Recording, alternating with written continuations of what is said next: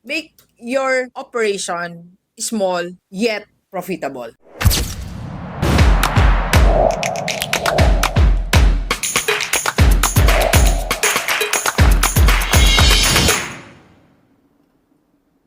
Okay, so ngayon, i-share ko sa inyo, Gilibers, my exact business plan this 2026. Yes, I'll be sharing with you ano ba yung bagay na nakaplot na sa schedule namin since January hanggang December. Pagsama natin, let's go. Yes, my exact business plan is not about building new business, not about producing new product, not about creating new services, not about expanding new outlet or new place or new area. It's not about that. Okay? So, my exact business plan this 2026 is about these two things. Okay? 2 questions. Sasagutin ko lang po. Ang dalawa na yan. Yan ang plan ko. Yes. Who and what? Alright? Simple lang. So, hindi na ako umalis dyan sa dalawang tanong na yan. Yan lang ang focus ko, including my team, this 2026. Unang-una, sagutin natin ang who. Sino? Ito po ang rule natin ngayon, this 2026. 80-20. 80% and 20%. Ano po ibig sabihin yan? So, yung exact plan ko po, this 2026, is only focus on who will I serve. Sino lang ba yung isa-serve ng Rockstar Seminar and Coaching? By the way, itong sinasabi ko po sa inyo, under our business, Rockstar Seminar and Coaching. Iba po yung IMG Rockstar Community. As you know, meron tayong dalawang business. Dito lang muna tayo sa Rockstar Seminar and Coaching. So, ibig sabihin po, sinasagot ko lang, sino bang paglilingkuran ko po this 2026? 80-20 po yan. 80%, I will serve only and will focus only on school owners, school leaders.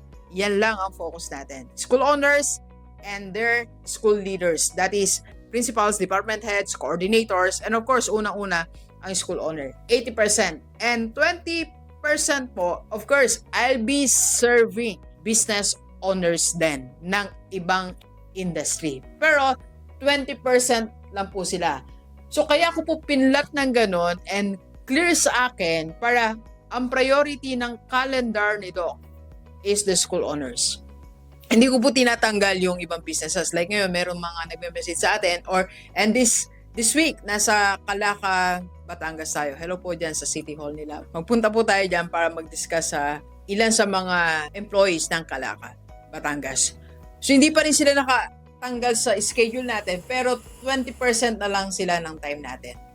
So, yung nakalatag na talaga po sa amin is our seminar for school owners. Okay? And that is the who. Yun po yun.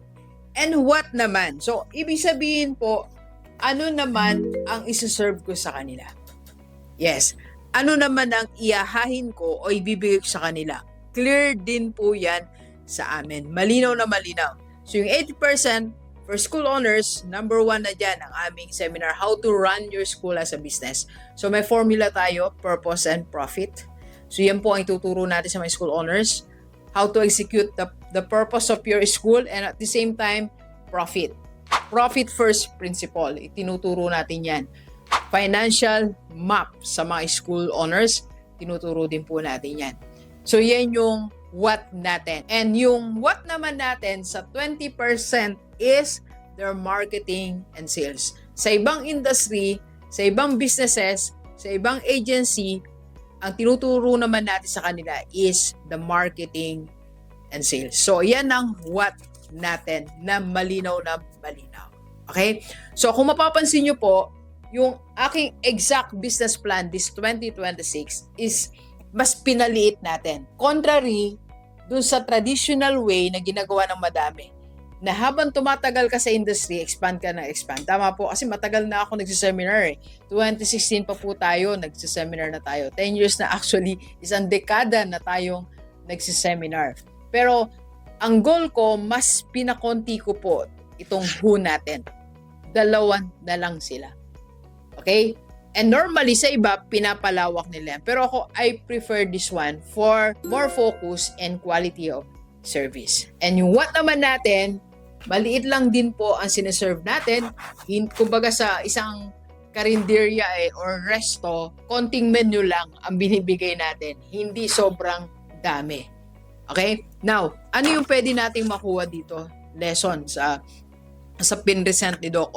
Why did I share this? I share this para sa mga negosyo na matagal na sa industriya, kung ano man ang type of industry mo, pero parang you're still lost, parang you're still like, parang hindi ako kumikita, parang I spread myself too thin, parang ang dami kong products, ang dami kong services, ang dami kong siniserve. So it's high time for you to make your operation small yet profitable. Small yet malalim ang atake natin. Okay? So, yan po ang business plan ni Rockstar this 2026 na pwede nating i-adapt. So, balik ka sa drawing board mo, balik ka sa plan mo, i-trim down mo yung customers mo. I-trim down mo yung mga clients mo. Kahit isa lang yan, dalawa lang yan, 3 group lang yan. It's okay. Then, pati services mo, pwede mo natin palitin, kontiin, pati product, para mas, sabi nga nila mas solid tayo. Okay? Let's go. Kape po tayo. Kape po.